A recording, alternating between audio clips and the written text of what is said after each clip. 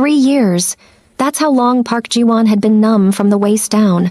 Seoul's most ruthless crime lord, reduced to an empty shell by poison that stole everything that made him a man. Until she walked through his door, his new assistant, curves that defied gravity, skin like polished mahogany, and something impossible happened. A pulse, a stirring, a resurrection. She doesn't know it yet, but Naomi Chen just rewrote his entire existence. Welcome back, fam. If you're new here, smash that subscribe button because this story is going to have you on the edge of your seat from start to finish. Drop a comment telling me what city you're watching from, and let's dive into this emotional roller coaster. Naomi Chen stood outside the silver skyscraper, tugging at her blazer for what felt like the 100th time. Her curves refused to cooperate with the professional look she was going for. No, no matter how she adjusted the fabric, her hips and chest demanded attention. First day as executive assistant to Park Ji-won, CEO of Phoenix Enterprises. She'd heard the rumors at the staffing agency. Cold as winter, impossible to please. Women threw themselves at him regularly. He never even blinked. Some whispered he preferred men. Others said tragedy had broken something inside him. The lobby gleamed with marble and chrome. Her heels echoed as she crossed to the executive elevator. The receptionist barely acknowledged her, just pointed toward the private lift with a manicured finger. Naomi's pulse hammered as the elevator climbed to the 40th floor. The doors opened onto a corridor of glass and steel, souls spreading beneath like a conquered kingdom. A woman with silver streaks in her hair appeared. "You must be Miss Chen. I'm Director Han. Mr. Park is waiting. Don't keep him." The warning was clear as crystal. Naomi clutched her portfolio against her chest and walked toward the plast, imposing doors at the corridor's end. She knocked twice, firm but respectful. "Come in." That voice, deep as ocean trenches, it sent electricity down her spine before she even saw him. Naomi pushed through the doors into an office that screamed power, floor-to-ceiling windows, furniture that probably cost more than her entire year's salary. And behind a desk that could double as a landing strip sat Park Ji-won. Her breath died in her throat. Nobody mentioned he was absolutely gorgeous. Sharp features that could cut diamond, eyes so dark they seemed bottomless, hair swept back with casual perfection, a suit that whispered wealth in every stitch. He was reviewing documents, hadn't glanced up yet. "Mr. Park, I'm Naomi Chen, your new assistant." Her voice came out steadier than she felt. That's when he looked up, and Ji-won's entire world stopped spinning. He'd been reviewing territory reports from Incheon, barely paying attention to whoever Director Han had hired. He'd burned through 9 assistants in 4 months. They either crumbled under pressure or made inappropriate advances. Not understanding he literally couldn't respond to desire anymore, couldn't feel anything below his belt. But when he raised his eyes and saw her standing there, curvy and nervous and radiating an energy he couldn't name, everything changed. His chest tightened. Heat flooded through him like wildfire, concentrated and intense and medically impossible. His body was waking up. After 3 years of absolute nothing, this woman walked into his office, and he felt everything simultaneously. His hands gripped the desk edge so hard his knuckles bleached white. What was happening? Blood rushed places it hadn't visited in years, bringing sensation he'd mourned as permanently dead. His heart rate spiked. He could feel his pulse in regions that had been numb since the poisoning. "Sir, are you okay?" Her voice yanked him back to reality. He realized he'd been staring at her for a solid minute without speaking. "You're tardy," he lied. She was exactly on time. He just needed words, any words, to anchor himself. "I apologize, Mr. Park. The subway was packed this morning and I sit down." He needed her seated, needed a moment to process what his body was screaming at him. Naomi settled into the chair across from his desk, crossing her legs. The movement drew his eyes to her thighs. Another surge of heat crashed through him. This was insane, medically impossible. 3 years ago, Kwon Hyun-suk's men had poisoned him with a rare compound that destroyed his nervous system below the waist. Doctors said the damage was irreversible. No desire, no physical response, no hope of intimacy ever again. He'd accepted it, buried himself in expanding his empire. And now this woman sat in his office and his body was screaming like it had been waiting for her specifically. "Tell me about yourself." He needed to understand what made her different from every other woman who'd walked through that door. Naomi launched into her background. MBA from Yale, 6 years in executive management, fluent in Mandarin, English, and Korean. He absorbed maybe half the words. He was studying her face, the way her full lips moved when she spoke, how her eyes sparkled when she discussed her work. She was passionate, intelligent, completely unaware she was performing miracles just by existing. When she finished, she looked at him expectantly. "Your credentials are impressive. Thank you, sir. The position demands long hours. I often work past midnight. I understand. You'll accompany me to business functions, international meetings, occasional overseas trips. That's outlined in the contract." He nodded. "Start by organizing my calendar for the next 3 weeks. Director Han will show you your workstation." Naomi stood, relief washing over her. His intensity had been overwhelming. Those eyes felt like they were reading her soul's deepest secrets. But she desperately needed this position. The salary was 4 times her previous job. Enough to send money home to her grandmother in Taiwan and finally clear her student debt. She turned toward the door. "Miss Chen." His voice froze her mid-step. She looked back. "Yes, sir." Jiwon rose from his desk, buttoning his jacket. Even across the room, his presence filled the space like electricity. "Welcome to Phoenix Enterprises." The way he said it felt like something more, like he was welcoming her into his life, not just his company. "Thank you, Mr. Park." She escaped before her knees gave out entirely. At her new desk outside his office, Naomi tried focusing on the mountain of work Director Han had left. Schedule conflicts, international calls to coordinate, reports to compile. But her mind kept circling back to those intense eyes, the way he'd looked at her like he was memorizing every detail. She'd never experienced a man looking at her that way. Men usually preferred slimmer women, the delicate ones Korean beauty standards celebrated. She'd always been curvy, thick, what her grandmother called abundant. But the way Park Ji-won had stared at her made her feel like she was exactly right, more than right, perfect. Inside his office, Ji-won paced like a caged predator. He needed to call his doctor. Immediately, he pulled out his phone, dialing the private number for Dr. Yoon, the neurologist who'd treated him for 3 years. "Mr. Park, this is unexpected. I experienced something." Silence. "What do you mean? Today, just now." "I felt desire. Physical response. Everything you said was impossible. That is impossible. The nerve damage was extensive. There's no medical explanation for spontaneous recovery. I'm describing what happened. Then, it's psychological. Perhaps some stimulus triggered your mind to override the physical limitations." "A woman." "Pardon?" "A woman entered my office and everything returned." "What does that mean?" Dr. Yoon was quiet for a long moment. "I've documented cases where extreme psychological triggers can temporarily override physical damage. But Mr. Park, don't build hopes on this. It could be a singular anomaly that never repeats." But it wasn't singular. The rest of that day, every time Naomi entered his office to confirm an appointment or ask a question, Jiwon's body responded. Like his nervous system had been hibernating for 3 years, and she was the alarm clock jolting him awake. By 5 o'clock, he was exhausted from fighting his physical reactions. He watched through his glass office walls as she gathered her belongings. Other employees were leaving, the office emptying. She stood, stretching. Her body moved in ways that made his mouth go dry. He made a decision, pressed his intercom. "Miss Chen, my office, please." Naomi grabbed her notepad, assuming he needed something before she left for the day. She entered his office. He stood by the windows, looking out at Seoul's skyline. The setting sun painted him in gold, making him look almost mythical. "You wanted to see me, sir? How was your first day?" The question surprised her. He didn't seem like someone who cared about employee satisfaction. It was productive, busy. "I prefer staying busy. You managed the workload well. Thank you. Tomorrow will be more demanding. I have consecutive meetings and dinner with Chinese investors. I'll be prepared." He turned to face her fully. The intensity in his eyes made her step back instinctively.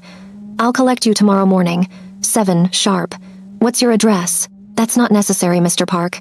I can take the subway." It wasn't a question. His tone left zero room for negotiation. She rattled off her address, confused. Since when did CEOs personally collect their assistants? Anything else? No. Get rest.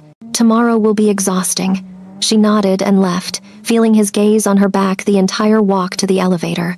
What was happening? Why was Korea's most powerful and terrifying CEO offering personal rides to work?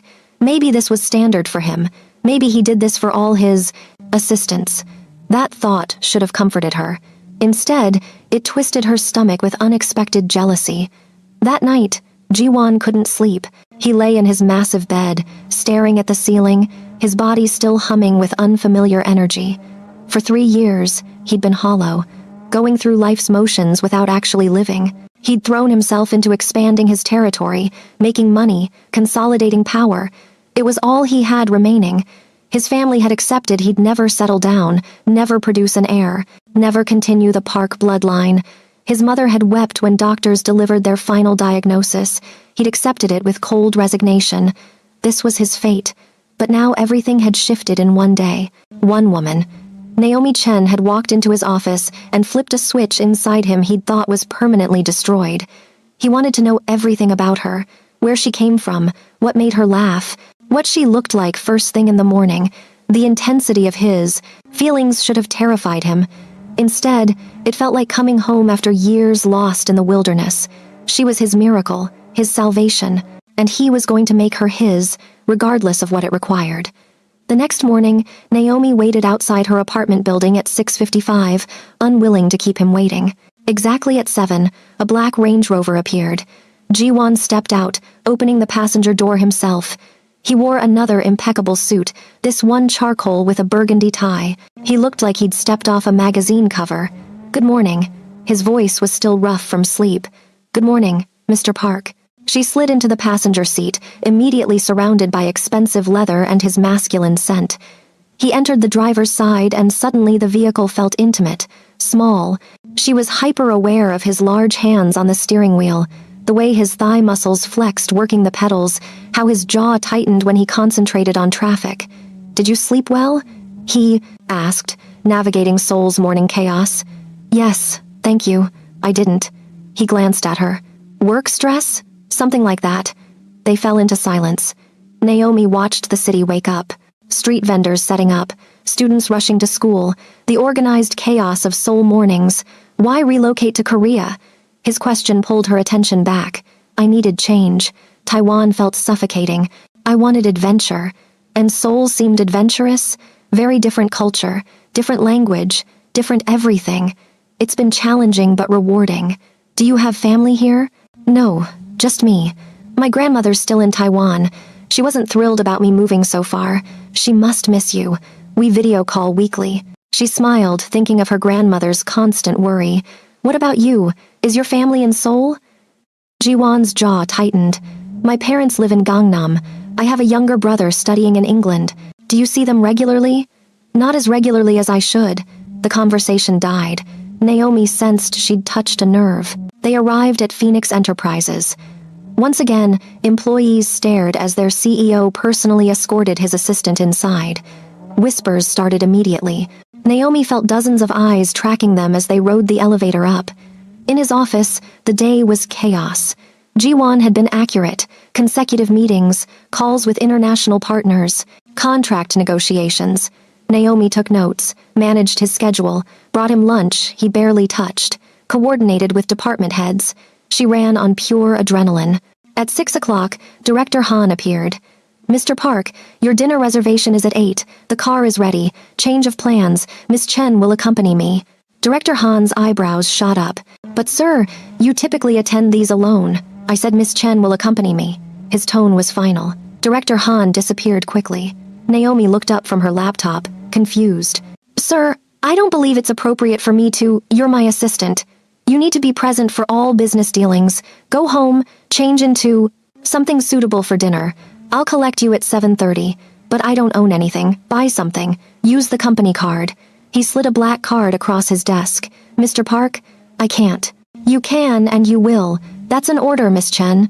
Naomi stood outside the restaurant at 7:30, feeling completely exposed in the designer dress she'd panic purchased an hour earlier.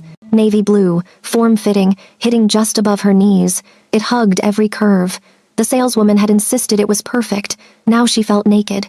Ji-won's Range Rover appeared and he stepped out. He froze when he saw her. His eyes traveled slowly from her heels, up her legs, over her curves to her face. The heat in his gaze made her skin flush. "You look stunning." His voice was rough. "Thank you. Is it appropriate? It's perfection." He offered his arm. She took it, feeling the solid muscle beneath his jacket. Inside the restaurant, they were led to a private room where 4 Chinese businessmen waited. The dinner was intense. Negotiations for shipping routes, territory agreements, profit shares. Naomi took notes discreetly, impressed by how Ji-won commanded the room. He was brilliant, ruthless when necessary, but charming enough to keep everyone comfortable. The Chinese executives clearly respected him. When one of them, Mr. Wang, made a joke in Mandarin, Naomi laughed before catching herself. "You speak Mandarin, Miss Chen?" Wang asked in accented English. "A little. I studied it growing up." "She's being modest," Ji-won said. "She speaks multiple languages fluently." That wasn't entirely accurate, but the way he said it with such pride made her heart flutter. After dinner, Ji-won drove her home again. They sat in his vehicle outside her building, neither moving to leave. "Thank you for tonight," she said. "You were invaluable. The Wang deal is important. Happy to help." She reached for the door handle. His hand shot out, gently catching her wrist. The touch sent electricity through her. "Naomi." It was the first time he'd used her first name. His voice wrapped around it like silk. "Yes. Can I be honest with you?" Her heart pounded. "Of course. I haven't felt this alive in 3 years. Since the moment you entered my office yesterday, everything's been different. You're different." His dark eyes searched hers. "I don't know what you did to me, but I can't stop thinking about you." The confession hung between them like live wire. Naomi's breath caught. This was her boss. This was inappropriate. This was insane. "Mr. Park, Ji-won. Call me Ji-won. We can't. I work for you. I know. But I had to tell you. I had to be honest about what you're doing to me." He released her wrist, running his hand through his hair in frustration.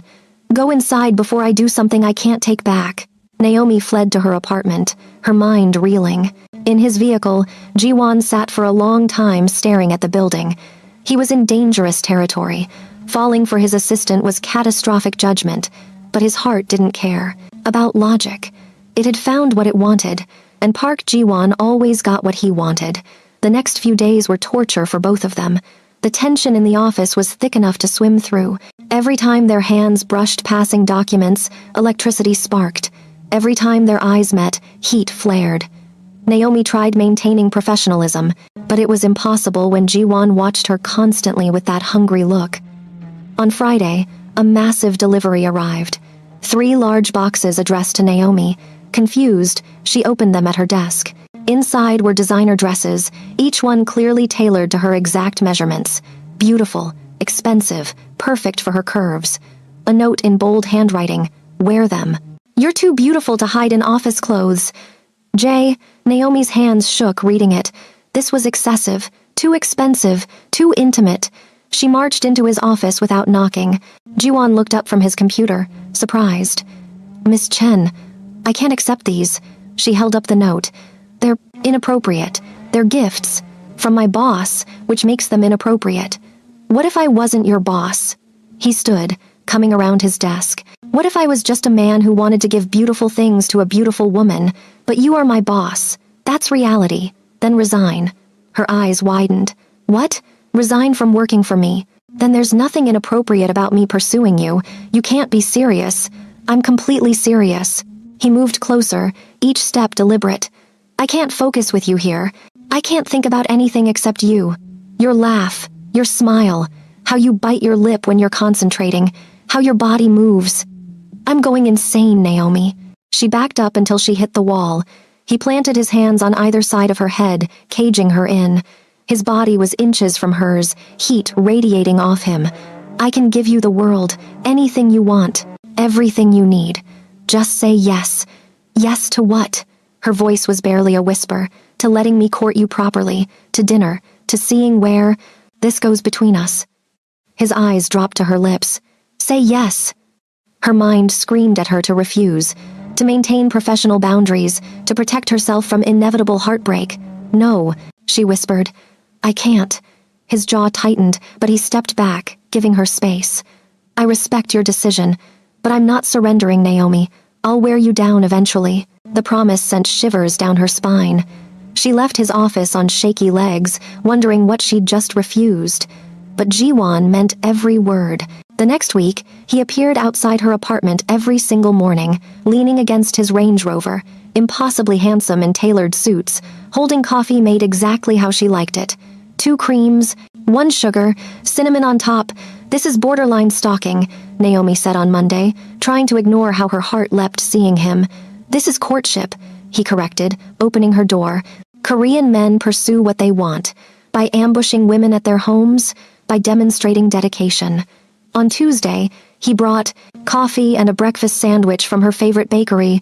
How did you know I like this place? I pay attention to everything about you. On Wednesday, there were flowers on her desk when she arrived. On Thursday, he sent lunch.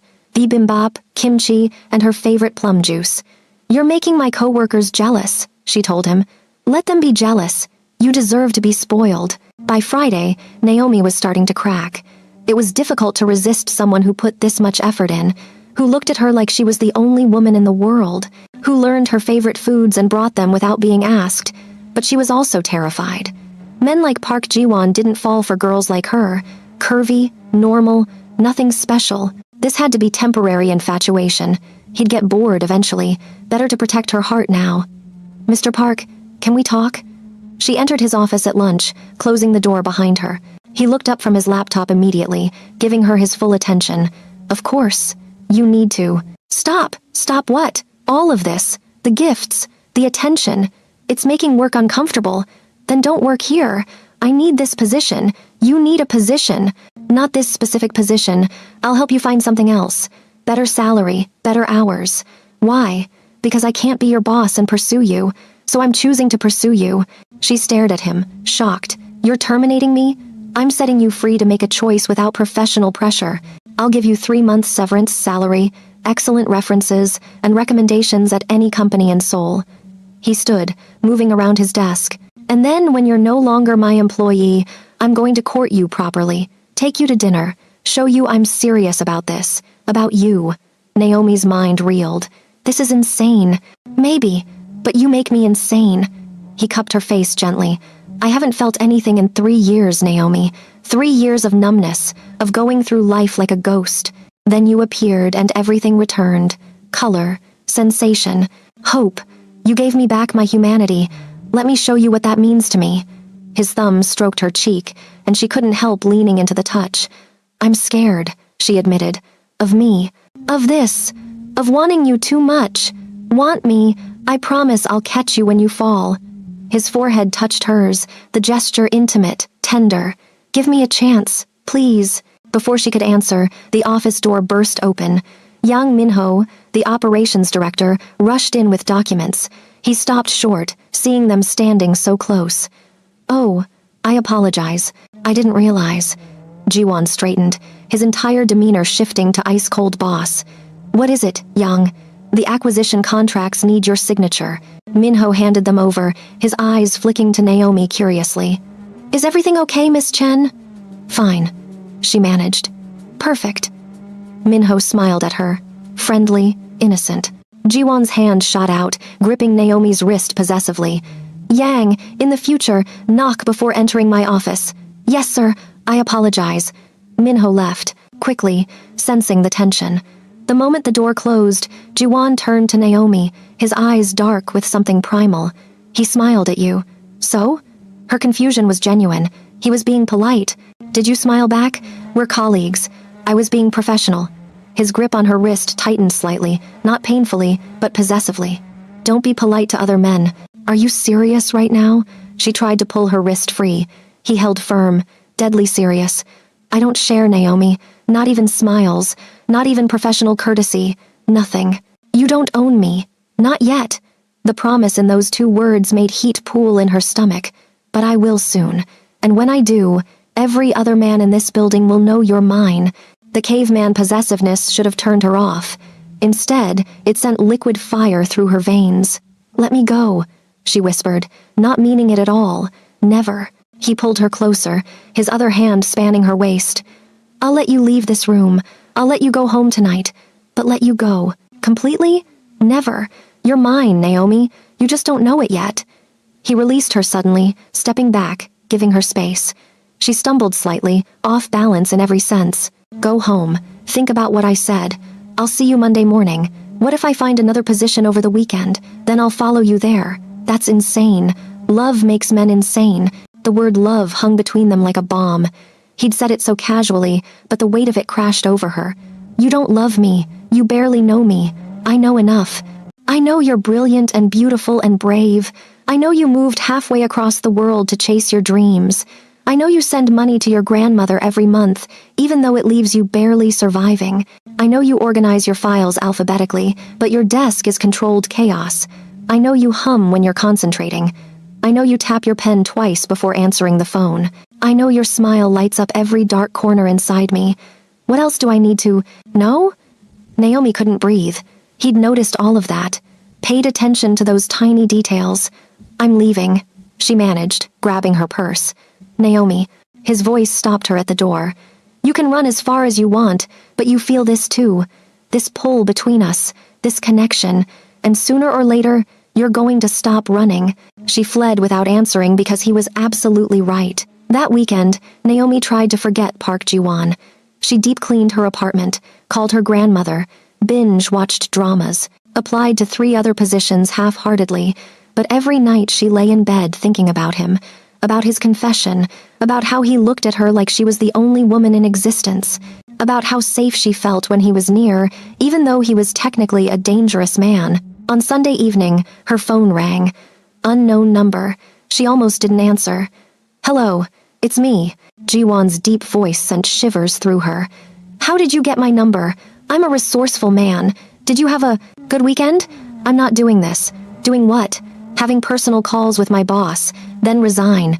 Make me not your boss anymore. She sighed, frustrated with his persistence and with herself for secretly loving it. What do you want, Mr. Park? I want to hear your voice. I want to know if you thought about me even half as much as I thought about you. That's inappropriate. Is it? Because I'm pretty sure inappropriate would be me telling you I couldn't sleep last night imagining what it would be like to kiss you. Heat flooded through her. Don't say things like that. Why not? It's the truth. I'm done pretending, Naomi. Life's too short. I wasted 3 years being numb. I'm not wasting another second hiding how I feel about you. You don't even really know me. Then let me know you. Have dinner with me tomorrow night. Not as my assistant. As a woman I'm pursuing. And if I say no, I'll ask again the next night. And the next. And the next. I'm nothing if not persistent. She could hear the smile in his voice. What's your favorite color? The random question threw her. What? Your favorite color? You said I don't know you. I'm trying to learn. Teal. She answered before she could stop herself. Like ocean teal or deep teal? Deep. Like midnight ocean. Favorite food? My grandmother's beef noodle soup. I'll learn to make it. You cook? She couldn't hide her surprise. I'm learning for you. Favorite book? Pride and Prejudice. The romance where the proud man falls for the spirited woman. Fitting. She could definitely hear his smile now. It's about more than that. Is it? Because I'm living that story. Powerful man meets a woman who challenges him, falls completely, pursues her despite obstacles, gets his happy ending. Mr. Darcy was prideful and made mistakes. Are you hiding anything? Only how much I want you. But I'm done hiding that too. Her heart raced. This is crazy. Crazy is the only sane response to you. He paused. Dinner tomorrow, 8 o'clock, I'll collect you. Say yes. If I say, yes, this doesn't mean it means you're giving me a chance. That's all I'm asking for. She closed her eyes, knowing she was making a dangerous decision. Fine, one dinner. One dinner. I'll take it. The triumph in his voice was clear. Monday morning, Naomi dressed carefully in one of the dresses he'd sent, deep teal, like her favorite color. She didn't analyze why. When Ji-won collected her, his eyes darkened seeing her. You wore it. It fits well. It's perfect. You're perfect. At the office, people definitely noticed the shift between them. The way he touched her lower back, guiding her to the elevator. The way his eyes tracked her all morning. How he buzzed her into his office every 15 minutes with questions that weren't really questions, just excuses to see her. During lunch, Yang Minho stopped by her desk. Miss Chen, some of us are going for Korean barbecue after work. Want to join? It was friendly, innocent. Before Naomi could answer, Ji-won's office door opened. Miss Chen, I need you. His voice was cold steel. Oh, Maybe next time, Minho. She grabbed her tablet and rushed into Jiwon's office. He closed the door behind her, his jaw tight. What did Yang want? To invite me to lunch with co-workers. Tell him no. I already did. Tell him you're unavailable for any social engagements outside work. That's controlling. That's me making sure every man here knows you're spoken for. He backed her against his desk, hands on either side of her, caging her in. I don't like other men looking at you, talking to you, making you smile. I know it's irrational, I know it's possessive, but I can't help it. You've gotten under my skin, Naomi. You're all I think about. We haven't even been on one date. Doesn't matter. My soul recognized yours the second you walked in here. Everything else is just formality. He leaned closer, his lips inches from hers. Tonight, dinner, then you'll understand. His breath ghosted across her lips. She wanted him to close the distance, wanted to know what he tasted like. But he pulled back, smirking slightly. Patience. Tonight, the man was going to kill her. The rest of the day dragged. At 6 o'clock, Ji-won appeared at her desk. Ready? I need to go home and change. You're perfect as you are. Ji-won. She stopped, realizing she'd used his first name. A slow smile spread across his face. Say it again. What? My name. You've never said it before. Ji-won. His eyes closed briefly, like her saying his name brought him physical pleasure. We're leaving before I do something wildly inappropriate in this office. He grabbed her hand, pulling her toward the elevator. Employees stared as their CEO left early, hand in hand with his assistant. The whispers would be nuclear by tomorrow. Naomi couldn't bring herself to care.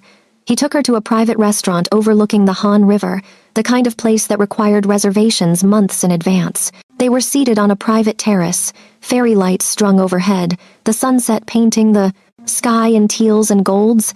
This is excessive, Naomi said, looking at the romantic setup.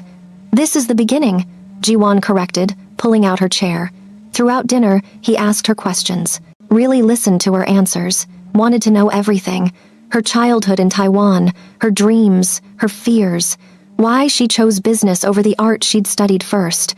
I wanted to paint, she admitted, but it wasn't practical.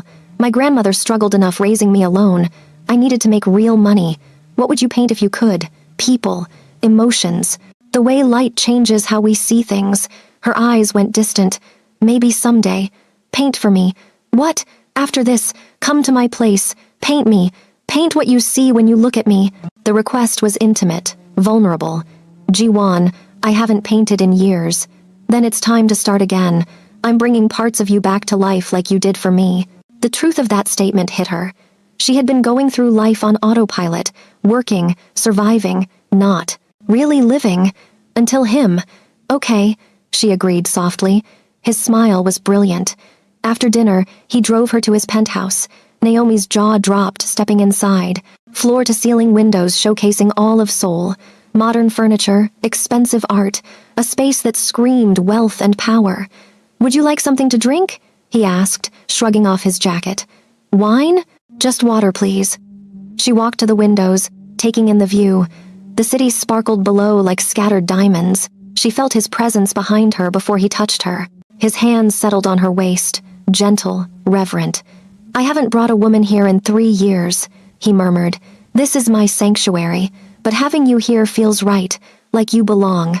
She leaned back against his chest. Tell me about the 3 years. What happened to you? His body tensed, but he didn't pull away. 3 years ago, a rival gang leader named Kwon Hyun-suk tried to eliminate me. He used a rare poison, something from North Korea's chemical weapons program. It was meant to be lethal, but my security got me to a hospital fast enough. I survived, but the poison damaged my nervous system, specifically the nerves that control arousal, desire, physical intimacy. His voice was clinical, detached. Doctors said it was permanent. I'd never feel that again, never have a normal relationship, never father children. Naomi turned in his arms, looking up at him. Tears pricked her eyes, seeing the pain in his face. That's horrible. I accepted it. What choice did I have? I threw myself into work. Building my empire became my only focus. Until you. The morning you entered my office, Naomi, I felt everything return. Desire, need, want. After 3 years of nothing, my body recognized you and woke up. His hand cupped her face. The doctors can't explain it. They say it's medically impossible, but I don't care about their explanations. I know the truth. You're my miracle. She pressed her hand over his on her cheek. That's a lot of pressure. What if it was just a one-time thing? What if it's not? Every time I see you, touch you, hear your voice, my body responds. You healed something broken inside me, not just physically, emotionally. You made me want to live again, not just survive. A tear slipped down her cheek. He wiped it away with his thumb. Don't cry for me. I'm crying because that's the most beautiful thing anyone's ever said to me. He lowered his head slowly, giving her time to pull away. She didn't. Their lips met softly at first, testing, learning. Then hunger took over. Jiwon's arms wrapped around her waist, pulling her flush against him. Naomi's hands slid into his hair, gripping tight. The kiss deepened, turned desperate. 3 years of longing for him, 3 weeks of tension for her, all pouring into this moment. He walked her backward until her back hit the windows, his body pressed against hers, and she felt his arousal, hard and insistent, proof that everything he'd said was true. Naomi, he groaned against her lips. We should stop. Why? She was breathless, needy, because if we don't stop now, I won't be able to. His forehead pressed to hers, both of them breathing hard. And I want to do this right. Court you properly, not rush. What if I don't want to wait? His eyes darkened dangerously. Don't say that unless you mean it. I mean it. She pulled him back down, kissing him with all the pent-up desire coursing through her. Jiwon lifted her easily, her thighs wrapping around his waist. He carried her to his bedroom, laying her on his bed like she was precious. Are you sure? He asked one more time. I'm sure. I need you to know something first. He knelt beside the bed, taking her hand. I'm in love with you. Completely. This isn't just physical for me. You own my heart, Naomi Chen. Her breath caught. I love you too, she whispered. I think I have since you showed up outside my apartment with coffee. His smile was beautiful. Then let me show you how much you mean to me. He undressed her slowly, worshipping every inch of exposed skin with kisses. Naomi had always been self-conscious of her curves, her thick thighs, her soft stomach, but the way Jiwon looked at her body made her feel like a goddess. You're so beautiful, he murmured, his hands mapping her curves. Every inch of you, perfect. He took his time learning what made her gasp, what made her arch into his touch. When she reached for his shirt, nervous but eager, he let her undress him. Her hands trembled, seeing his body, muscled, scarred in places, powerful, evidence of the dangerous life he led. Are you scared? He asked gently. A little, she admitted. I've never done this before. His eyes widened. You're a virgin. She nodded, vulnerable. Is that okay? Okay? Naomi, it's an honor. He kissed her deeply. We'll go slow. If anything hurts or you want to stop, tell me immediately. I trust you. And she did, completely. Jiwon made love to her with patience and care, guiding her through every sensation, making sure she felt pleasure even when there was initial discomfort. He whispered Korean endearments she didn't understand but felt in her soul. When he finally made her fully his, they both cried from the overwhelming intimacy. I love you, he repeated, moving with her, their bodies finding a rhythm together. I love you so much. Afterwards, wrapped in his arms, Naomi felt complete, safe, cherished, like she'd finally found home. But as he slept beside her, reality crashed down. What if this was all he wanted? What if now that he'd had her, he'd lose interest? The doubts crept in, poisonous and insistent. She'd given him everything, her virginity, her heart, her trust. What if she'd been naive? What if powerful men like Park Ji-won didn't actually fall for girls like her? Fear overwhelmed logic.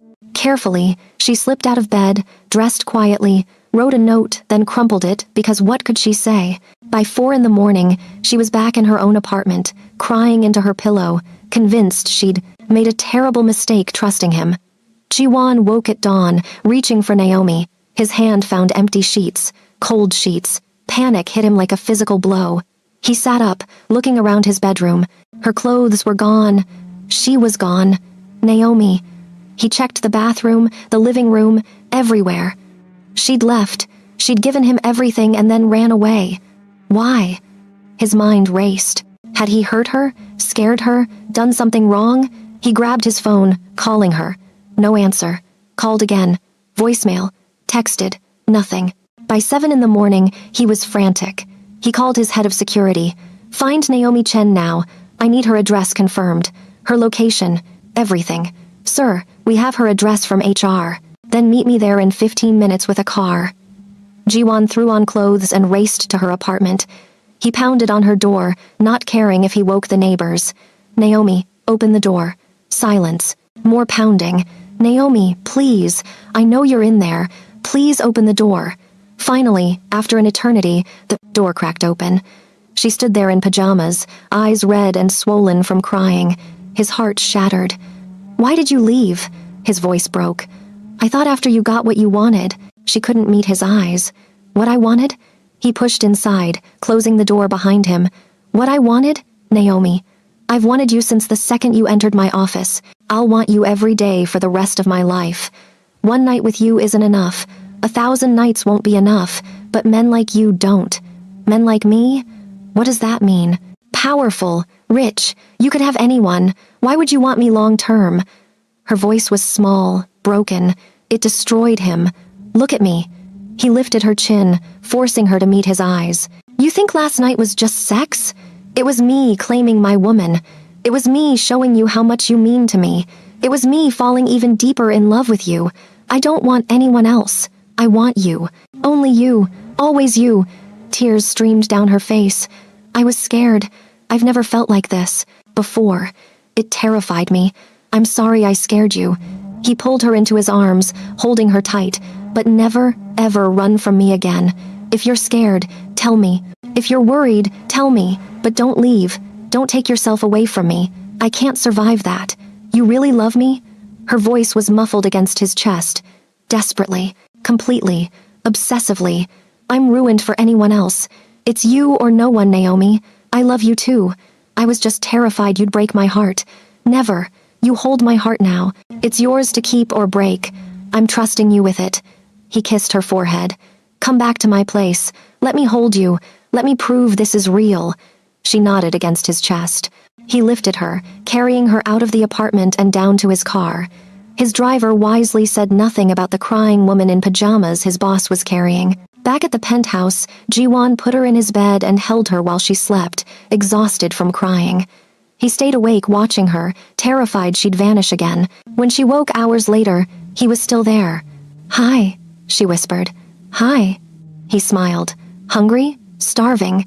He made her breakfast. Well, he tried. The eggs were slightly burnt, the toast too dark, but she ate every bite because he'd made it for her.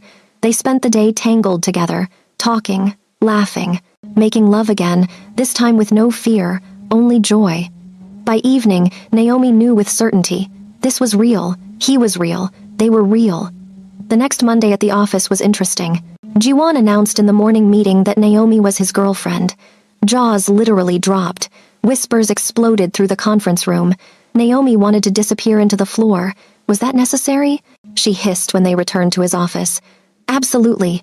Now everyone knows you're mine. No more young Minho smiling at you. No more anyone thinking they have a chance. You're impossible. You love it." He pulled her into his lap at his desk. She did love it. But dating the CEO made work complicated. People treated her differently. Some with jealousy, muttering about her sleeping her way to the top. Others with newfound respect or fear, knowing she had the boss's ear. Jiwon didn't care about office politics. He held her hand in meetings, kissed her in the hallway, made his claim obvious and undeniable. When a junior executive made a snide comment about Naomi within Jiwon's hearing, "Must be nice getting a head on your back," Jiwon fired him on the spot. "Sir, you can't fire people for gossiping about us," Naomi protested when she heard. "I can do whatever I want. This is my company, and no one disrespects you. Ever." His arrogance should have annoyed her. Instead, it made her feel protected, cherished. Later that week, over dinner at Seoul's finest Italian restaurant, Jiwon slid a key across the table. "What's this?" "Key to my penthouse. Move in with me." Naomi nearly choked on her wine. "What? My place is bigger, safer. I want to wake up with you every morning, come home to you every night. Move in. That's too fast. We've only been together 2 weeks." "Says who? I love you. You love me. Why waste time? I need my independence. You'll have it. I'm not trying to control you. I just want to share my life with you, all of it. Please." The pleading in his eyes undid her. "Let me think about it. Take all the time you need, but know that every night you're not in my bed is torture." He was relentless and persuasive. 3 days later, Naomi moved in. Jiwon gave her an entire floor of his penthouse to decorate however she wanted. "Make it yours. Make this place our home." He came home every evening with gifts, flowers, jewelry, books. She'd mentioned wanting art supplies so she could paint again. She tried to protest the extravagance. He silenced her with kisses every time. "Let me spoil you. I have more money than I could spend in 10 lifetimes. Let me spend it on the woman I love." How could she argue with that? Life fell into a beautiful rhythm, mornings tangled together in bed. Jiwon's hands learning every inch of her body, bringing her to heights she'd never imagined. Drives to work together, his hand possessive on her thigh. Stolen moments in his office. Kisses that left them both breathless and counting down hours until they could go home. Evenings cooking together. Well, she cooked, while he watched and occasionally stirred things under supervision. She taught him to make beef noodle soup like her grandmother's. He taught her Korean phrases, especially the romantic ones. They were building something real, something lasting. At night, wrapped around each other, they talked about everything. He told her about his childhood, the pressure of taking over his father's business, the violence he'd witnessed and committed. She told him about growing up with a single grandmother, the racism she'd faced, her dreams of painting that she'd given up. "Paint again," he urged. "I'll set up a studio for you. You can paint while I work." "Jiwon, that's not a request. You gave up your dream for practicality. I'm giving it back to you. Paint, baby. Let me see the world through your eyes." He commissioned a studio in the penthouse, floor-to-ceiling windows with perfect light, all the supplies she could need. Naomi cried when she saw it. "Thank you," she whispered. "Thank you for everything. You gave me my life back. This is nothing." But it wasn't nothing. It was everything. 3 months into their relationship, Naomi's grandmother came to visit from Taiwan. She was nervous about introducing Jiwon. What if her grandmother didn't approve? What if she thought Naomi was moving too fast? But Jiwon charmed her grandmother completely. He'd learned to make Taiwanese tea properly, asked about her late husband, listened to stories about Naomi's childhood with genuine interest. "He's wonderful," her grandmother said privately. "Don't let this one go." "I won't, Grandma. He looks at you like you hung the moon. That's rare. That's special." Naomi knew. She treasured it. At work one day, about 4 months into their relationship, everything shattered. Naomi was working late, finishing quarterly reports. Most of the office had cleared out. She was walking to the parking garage when a hand clamped over her mouth. She tried to scream, but something sharp pricked her neck. A needle. Drugs flooding her system. The world tilted. Strong arms grabbed her, dragging her, a black van, being thrown inside, a bag over her head. Her last conscious thought was Jiwon, then darkness. Jiwon was in a board meeting when his head of security burst in, face pale. "Sir, we have a situation. This better be important. Miss Naomi's been taken." The room tilted. Jiwon's vision tunneled. "What did you say?" 20 minutes ago, parking garage. Security footage shows 4 men. They drugged her and took her in a van. "Who?" Jiwon's roar silenced the room. "We think Kwon Hyun-suk's organization. We're tracking the van now." Jiwon stood, deadly calm. The calmness was more terrifying than his rage. "Mobilize, everyone. Every soldier, every contact, every resource we have. Call in every favor I'm owed. Burn this city down if you have to. Find her now." He stormed out, his board members forgotten. His entire world had narrowed to one objective: get Naomi back. Seoul's underworld shook as Park Ji-won declared war. His men raided enemy territories, arrested informants, tortured anyone who might know anything. Ji-won personally led the charge. His reputation for ruthlessness was well earned. He moved through the city like an avenging angel, leaving destruction in his wake. Nothing mattered except getting her back, safe, alive, in his arms where she belonged. By midnight, they had a location, an abandoned warehouse in Incheon, one of Hyun-suk's old fronts. Ji-won assembled 50 of his best soldiers. "No mercy. Anyone who stands between me and her dies. Understood?" 50 heads nodded. They moved out. Naomi woke tied to a chair in a dark warehouse. Her head pounded from whatever they'd drugged her with. As her eyes adjusted, she saw a man step from the shadows, middle-aged, scarred face, cold eyes. "You must be the woman who brought Park Ji-won back to life." His smile was cruel. "I'm Kwon Hyun-suk, his enemy, and you're my revenge." Terror flooded through her, but she forced herself to stay calm. "He'll kill you for this. He'll try." Hyun-suk circled her like a predator. 3 years ago, Ji-won poisoned me, left me impotent, broken, unable to feel pleasure, to father children, to be a real man, so I did the same to him. We've been equals in suffering. Until you." He leaned close, his breath hot on her face. "Somehow you fixed him, made him whole again. My sources tell me he's obsessed with you. Happy. Planning a future. How's that fair? Let me go. This is between you two, but you're the cure, aren't you? You're what made him whole, so I'll take you away. Let him suffer again. Let him know the emptiness I live with every day. He'll burn this entire city to find me. Maybe, but will he? Find you in time?" Hyun-suk's smile was evil. Hours passed. Naomi stayed strong, refusing to cry, refusing to give him the satisfaction of seeing her fear. She kept her mind on Ji-won. He would come. She had to believe that. He'd promised to always protect her. He'd promised forever. He would come. At 2 a.m, the warehouse doors exploded inward. Gunfire erupted immediately. Naomi screamed as bullets flew. She heard Ji-won's voice shouting orders, heard the chaos of fighting, smelled gunpowder and blood. The zip ties on her wrists were suddenly cut. She looked up into Ji-won's face. He looked like death itself. Cold, furious, lethal. "Baby," he breathed, pulling her into his arms. "I've got you. You're safe." "Ji-won." She collapsed against him, sobbing. Behind them, Hyun-suk appeared from the shadows, gun raised at Ji-won's back. "Look out!" Naomi screamed. Ji-won spun, shielding her with his body. His own gun came up. 2 shots rang out simultaneously. Hyun-suk fell, a red stain, spreading across his chest. Ji-won stood untouched. It was over. Ji-won's men secured the warehouse while he lifted Naomi into his arms, carrying her out into the night. She clung to him, shaking, unable to process that she was safe. In his car, he held her so tight she could barely breathe. "I'm sorry," he kept saying, his voice breaking.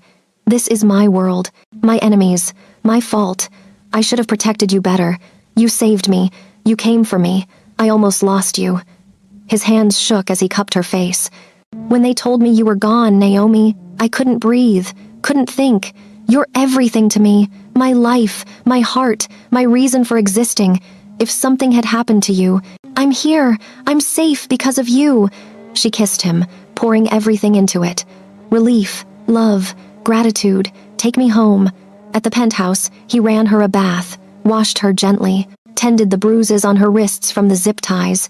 He wrapped her in the softest blankets and held her on the couch while she processed. "Everything. I was so scared," she admitted. "Hyun-suk said he wanted revenge through me. He can't hurt anyone anymore." Ji-won's voice was hard. "He's dead. His organization will scatter without leadership. No one will come for you again. I'll make sure of it. The violence doesn't scare you? I grew up in this world. Violence is all I've known. But I'm trying to be better for you. I've been stepping back from the dangerous parts of the business, going legitimate. I want to build a life with you that doesn't involve looking over our shoulders constantly. I want that too." She snuggled deeper into his embrace. "I want normal, boring even, just us. We'll have it, I promise. No more enemies, no more danger, just you and me and whatever future we build together." They held each other through the night, grateful, shaken, and more in love than ever. The morning sun found them still tangled together, neither willing to let go. "Naomi," Ji-won said softly. She looked up at him. "Marry me." Her breath caught. "What? I know it's fast. I know we've only been together 5 months, but I've never been more certain of anything in my life." He reached into his pocket, pulling out a ring box. Inside was a stunning diamond, simple but perfect. "You brought me back to life, Naomi, literally and figuratively. I was a dead man walking before you. I felt nothing, wanted nothing, cared about nothing except building my empire. Now I feel everything. I want everything with you. Be my wife. Let me spend the rest of my life showing you what you mean to me." Tears streamed down her face. "Yes, yes, 1,000 times yes." He slipped the ring on her finger, kissing her deeply. I'm going to make you so happy. You already do. They made love right there on the couch, desperate and tender, celebrating life and love and the future stretching before them. When they finally pulled apart, Naomi laughed through her tears. My grandmother is going to say we're crazy. We are crazy, crazy in love. I'll fly her here. We'll tell her together. And he did. 3 days later, Naomi's grandmother arrived to find her granddaughter engaged to Seoul's most powerful CEO. This is fast, she said carefully. I know, Grandma. But it's right. He's right. I love him. Jiwon took her grandmother's hands. I know I'm not what you imagined for your granddaughter. I know my world is complicated, but I love her more than anything. I'll protect her, cherish her, give her everything she's ever wanted. I promise you that. Naomi's grandmother studied him for a long moment, then smiled.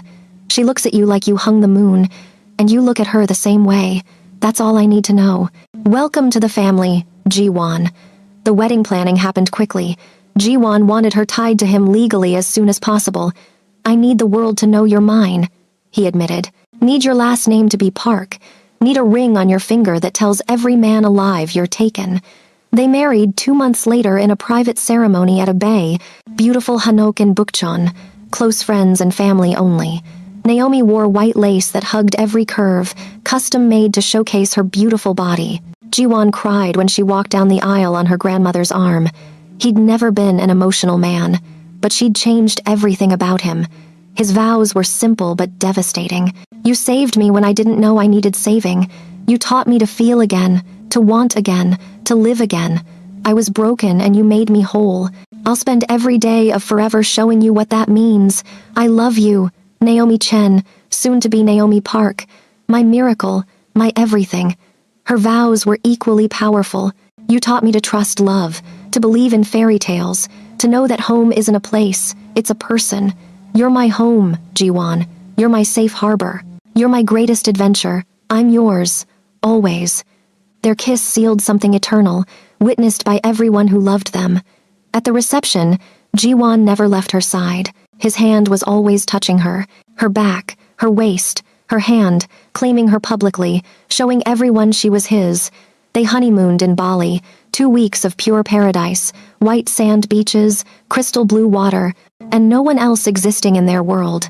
Jiwon made love to his wife constantly, never able to get enough of her. In the ocean, on the beach at sunset, in their private villa, against every surface available, Naomi bloomed under his attention, her confidence growing, her body responding to his touch like an instrument made specifically for his hands. I can't believe you're mine, he murmured one night, both of them wrapped around each other, watching stars from their beach lounger. I can't believe you're real. I'm real. This is real, she kissed his jaw. We're real, forever, forever, she agreed. Back in Seoul, married life was blissful. Jiwon stepped back significantly from the dangerous parts of his business. He delegated more to trusted lieutenants, focusing on the legitimate corporation. Spending more time with his wife, they traveled. Paris, Santorini, New York, Tokyo, anywhere Naomi wanted to see, he took her.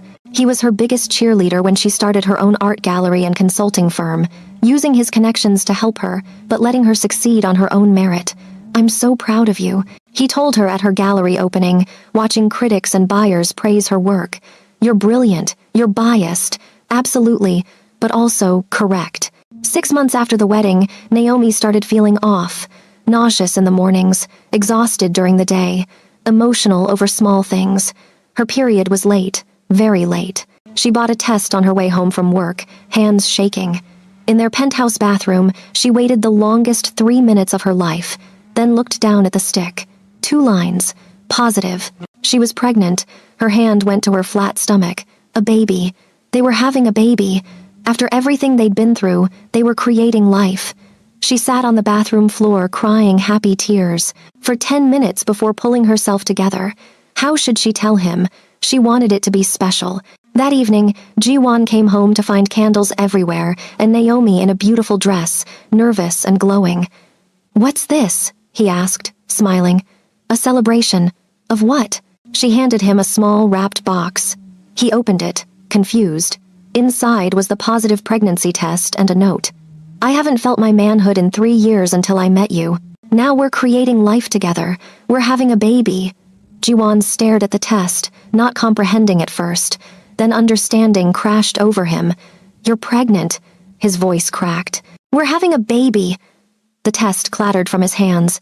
He dropped to his knees before her, pressing his face to her stomach. His shoulders shook. He was crying. A baby? We're having a baby! Oh God, Naomi, are you happy? Her own tears fell into his hair. He looked up at her, face wet, eyes shining. Happy? I'm destroyed. I'm overwhelmed. I'm the luckiest man alive.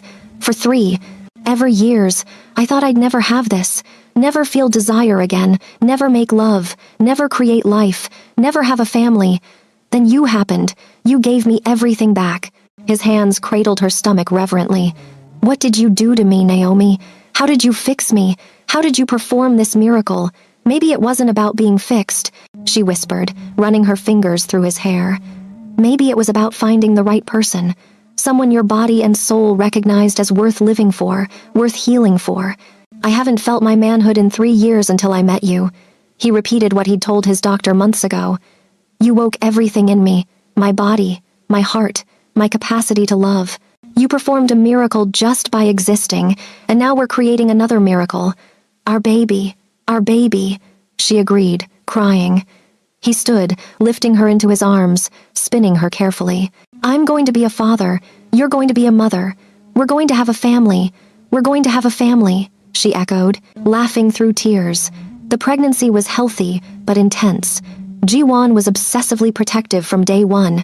He hired the best obstetrician in Seoul, had her on specialized prenatal vitamins, arranged for private yoga classes, ensured she ate perfectly balanced meals.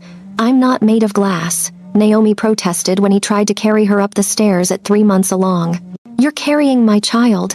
You're the most precious thing in the world. The baby is the size of a plum. I can still walk. Humor me, his eyes pleaded. She let him carry her. How could she deny him anything when he looked at her like that? As her belly grew, Jiwon's awe grew with it. He talked to her stomach every night, singing Korean lullabies, telling their baby stories about how he'd met their mother, and she walked in with the most beautiful smile, and everything changed. Daddy's whole world changed because of Mommy. Naomi glowed during pregnancy, her already curvy body becoming even more lush. Jiwon worshipped her, pregnant form, constantly telling her how beautiful she was, how much he desired her, making love to her gently when her doctor said it was safe. You're stunning, he murmured, hands caressing her swollen belly at 6 months. Radiant. I can't stop looking at you. I'm huge. You're perfect. You're carrying our child. There's nothing more beautiful. He proved his words with actions, showing her constantly how much he wanted her. 8 months in, they prepared the nursery together. Jiwon wanted every detail perfect. They argued playfully about colors. Blue, he insisted. We don't know the gender yet. Yellow is neutral. Fine, yellow. Whatever my wife wants. He kissed her nose. But I'm getting a baseball glove just in case it's a boy, and I'm getting art supplies just in case it's a girl.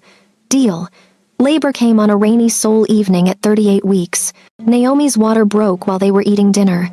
Jiwon went into crisis mode, grabbing the hospital bag he'd kept packed for weeks, helping her to the car, driving like a madman through Seoul traffic while calling her doctor.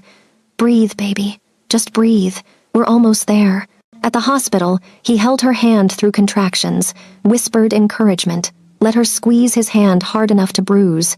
13 hours of labor, 13 hours of him never leaving her side, staying strong for her even though he was terrified. When the doctor finally said one more push, Jiwon cried.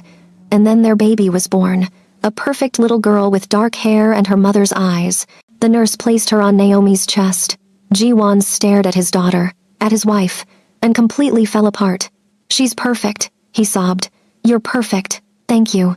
Thank you for giving me this. Thank you for giving me everything. Naomi watched her husband cradle their newborn daughter with shaking hands. This powerful man reduced to tears by love, and fell in love with him all over again. What should we name her? She asked softly. Sora. It means sky, and wisdom.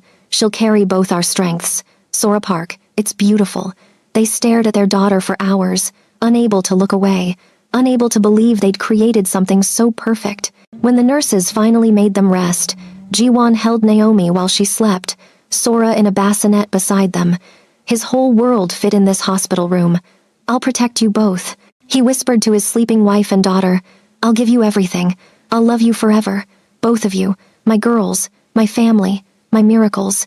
Leaving the hospital 3 days later, Jiwon had increased security. His family was everything now. No threats would ever touch them. At home, they adjusted to parenthood together. Sleepless nights and countless diapers and the overwhelming love that came with their daughter. Jiwon was a devoted father, taking paternity leave, doing midnight feedings, changing diapers without complaint, singing lullabies in Korean while walking Sora around the penthouse. Naomi watched him father their daughter and marveled at how far they'd come. From that first day in his office to this, a family, a love story that defied medical impossibility. "You're amazing with her," Naomi said one night, watching him change Sora's diaper with practiced ease. "I'm terrified I'll break her." "You won't. You're the most gentle person I know with the people you love." "I never thought I'd have this," he admitted, picking up Sora, holding her close. "I was resigned to a life alone, building an empire with no one to share it with. No legacy beyond money and power. And now look at us." He smiled down at their daughter. "I have everything." Naomi came up behind him, wrapping her arms around his waist, leaning her head against his back. "We have everything," she corrected. 3 years ago, I walked into your office looking for a job. I found my entire future instead. Best mistake I ever made. Letting you walk through that door." He turned, Sora cradled in one arm, his other arm pulling Naomi close. "You saved me, gave me back my humanity, my desire, my hope, my life. I love you so much. I love you too." She stood on her toes, kissing him softly.